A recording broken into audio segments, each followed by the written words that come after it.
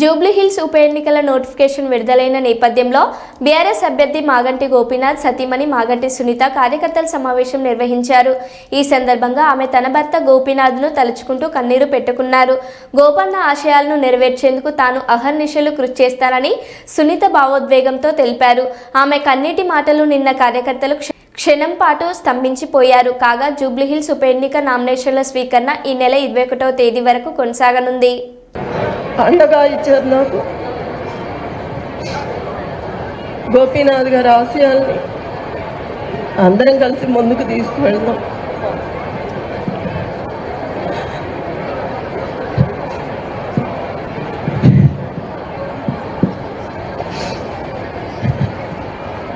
ఎంతమంది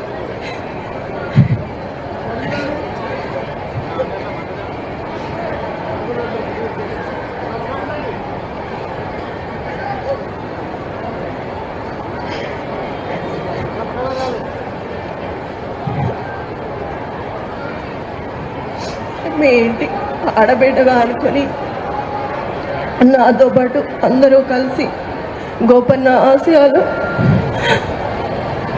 నెరవేర్చాలి. గోపన్న మీ సమస్యలు తన సమస్యగా అనుకునేవాడు.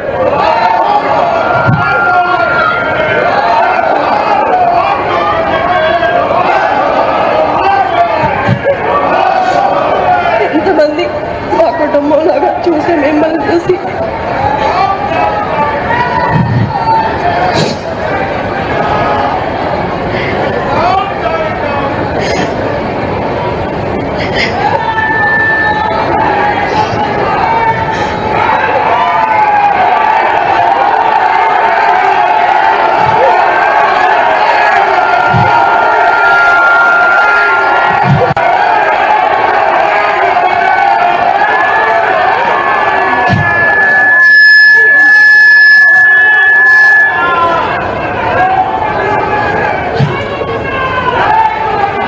ఈ యొక్క గోపన్న గారి ఆశయాలను